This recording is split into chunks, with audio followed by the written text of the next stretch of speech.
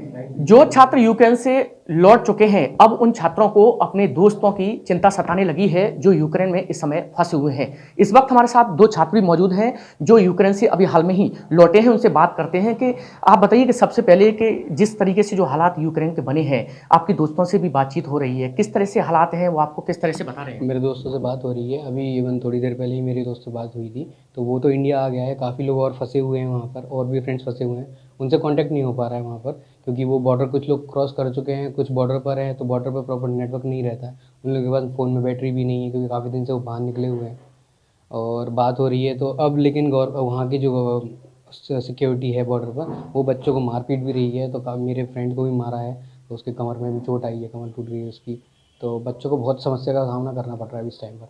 अच्छा, आप भी सवाल बताइए कि जिस तरीके से आप आए थे वहाँ से, तो क्या रिस्पॉन्स था उनका रूस सेना का या फिर यूक्रेन सेना की अगर बात करें, तो किस तरीके से उनका? जी, डिस्क्रिमिनेशन तो था, क्योंकि वो अपने खुद के सिटीजन्स अलाउ कर रहे थे कि जितनी जल्द से जल्द हो हमारे खुद के सिटीजन्स एस्केप करें वहाँ से। देवर लाइक कि इंडियंस नहीं जाने चाहिए, नाइजीरियंस नहीं जाने चाहिए, बॉर्डर क्रॉस नहीं करने चाहिए, क्योंकि शायद उनके दिमाग में ये था कि अगर इंडियंस रहे तो उन लोगों के लिए भी सेफ साइड है वो, क्योंकि रशियंस इंडियन को कुछ नहीं करेंगे, क्योंकि Russia and India they have good relationships. तो वो हमें एज लाइक ढाल बोल सकते हैं, हमें यूज़ कर रहे हैं वहाँ। अभी जिस तरीके से सरकार दावा कर रही है कि जो सभी छात्र हैं वहाँ सभी सुरक्षित हैं और धीरे-धीरे सभी को लाया जाएगा। लेकिन कुछ आपके संपर्क में ऐसे भी छात्र हैं जिन तक अभी मदद नहीं पहुँची है या फिर वो मदद की गुहार लगा रहे हैं? जी हाँ, क्योंकि खार्किव, सुमी वगैरह, लोगांस, ये सारी जो हैं जगह, इधर के बच्चों को पहले निकालना चाहिए, क्योंकि वहाँ अटैक्स पे अटैक्स हो रहे हैं, जैसे कि न्यूज़ में दिखाया जा रहा है। खार्किव, कीव, बॉम्बार्डिंग इन पे लगातार हो रही है। वहाँ पे बच्चे फंसे हैं, और हाल ही में आपने सुना होगा एक बच्चा भी अभी रिसेंटली, चंडेल नाम का है कोई पंजाब का, आई गेस, वो उसकी डेथ हुई है। तो पहले उन बच्चों पे ध्यान देना चाहिए था, या देना है। अगर देना है ध्यान तो जल्द से जल्द देना है, क्योंकि रशिया 5 घंटे का बोल चुका है कि 5 घंटे के अंदर अंदर हमने बॉर्डर्स खोल दिए हैं, आपको अपने बच्चे निकाल लेने हैं। लेकिन अभी तक निकाले हैं या नहीं निकाले, ये हमें इसके बारे में कुछ नहीं पता। लेकिन हाँ, वो बच्चे कंटिन्यूसली बहुत परेशान हैं, उनको निकालना चाहिए जल्द से जल्द। अभी जिस तरीके से आप घर पे आ गए हैं, पूरी तरह से सुरक्षित हैं, लेकिन अब सबसे बड़ी चिंता अब यहाँ से आगे जो होगी, वो अपनी पढ़ाई की होगी। क्या लगता है कि यहाँ से आगे आप पढ़ाई कर पाएँगे या सरकार इसमें कुछ मदद करेगी?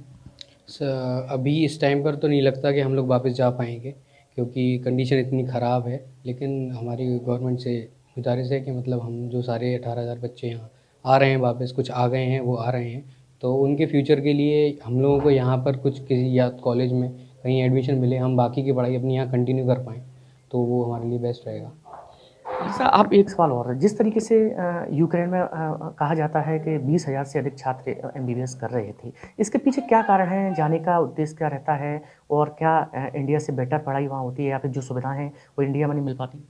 जी, पढ़ाई तो मेडिकल है, हर जगह ही सेम होती है।